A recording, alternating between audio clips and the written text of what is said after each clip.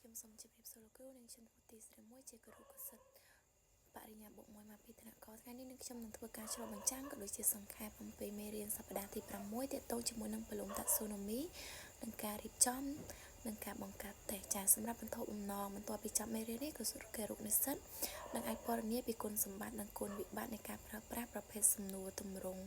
បិទនិងទម្រង់បើកទី2អាចអនុវត្តការរៀបចំនិងបង្កើតសំណួរតាមកម្រិតពលំទី3បង្កើតសំណួរទម្រង់បិទនិងទម្រង់បើកក្នុងការវិតម្លៃតាមលទ្ធផលសិក្សារំពឹងទុកទី5សាកល្បងការបង្កើតតេស្តស្តង់ដារដោយពិចារណាទៅលើភាពជឿជាក់និងសុពលភាពនៃសមាសភាពសំណួរ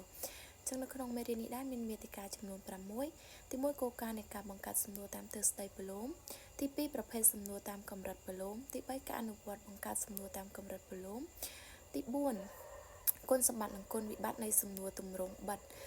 សំណួរពហុជ្រើសទី5គុណសម្បត្តិនិងគុណវិបត្តិនៃការបង្កើតសំណួរទម្រង់បើកទី6គឺតកតងជាមួយនឹងការរៀបចំនិងការបង្កើតតេស្តស្តង់ដារចាអញ្ចឹងចំណុចទី1គោលការណ៍ការបង្កើតសំណួរតាមទ្រឹស្ដីពលំអញ្ចឹងតែយើងប្រើពលំតាក់សូណូមីដើម្បីអីអញ្ចឹងការចាំបាច់ដែលយើងប្រើពលំតាក់សូណូមីទី1គឺដើម្បីរៀបចំកម្មវិធីសិក្សាដើម្បីសរសេរនិងកំណត់នៅវត្ថុបំណងមេរៀនដើម្បីរកឲ្យឃើញនៅបំណិនដោយរៀនពីស្រួលទៅលំបាកចាំមួយទៀតគឺដើម្បីបន្ស៊ាំវត្ថុបំណងទៅនឹងវិធីសាស្ត្រនិងស្តង់ដារវាតម្លៃឲ្យមានប្រសិទ្ធភាពដើម្បីដាក់បញ្ចូលចំណេះដឹងដែលសិស្សត្រូវរៀននិងដំណើរការនៃការគិតឲ្យបានត្រឹមត្រូវនិងដើម្បីសម្រួលការសួរសំណួរចា៎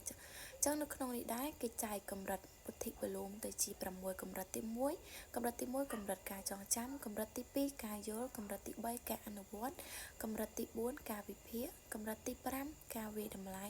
និងកម្រិតទី6គឺការបង្កើតចាអញ្ចឹងសម្រាប់សំណួរកម្រិតទាំង6ឬក៏លំនាំនៃការយល់ដឹងរបស់គេទី1កម្រិតការចងចាំគឺរំលឹកឡើងវិញនៅចំណេះដឹងដែលបានរៀនពីលំនឹករយៈពេលវែងមកស្គាល់ឡើងវិញនិងបង្កើតឡើងវិញចំណុចទី2គឺការយល់ដឹងគឺបានបង្កើតឡើងនៅព័ត៌មានដែលគ្រូបានបង្រៀនរួមទាំងសំណួរផ្ទាល់មាត់សរសេរបកស្រាយសង្ខេបហើយនិងប្រៀបធៀបទី3គឺអនុវត្តឬក៏ប្រតិបត្តិតាមទ្រឹស្ដីដែលបានសរសេរនិងកម្រិតទី4គឺកម្រិតវិភាគគឺយើងអាចបំបែកព័ត៌មានពីផ្នែកតូចៗថាកំណត់ណាតែផ្នែកណាមួយដែលវាមានទំនាក់ទំនងគ្នាវាតម្លៃគឺជាការវិនិច្ឆ័យទៅលើលក្ខណៈវិនិច្ឆ័យឬមួយក៏ស្តង់ដារឧទាហរណ៍ការត្រួតពិនិត្យការរិះគន់និងចំណុចទី6គឺការបង្កើតថ្មីអញ្ចឹងធាតុផ្សំវាបញ្ចូលគ្នាបង្កើតជាសម្ព័ន្ធភាពឬមុខងារទាំងមូលឬក៏គុំសារធាតុផ្សេងឡើងវិញដូចជាឧទាហរណ៍ការបង្កើតថ្មីការរៀបចំផែនការឬការសាងសង់អ្វីមួយអញ្ចឹងប្រភេទចំណុចទី2តកតង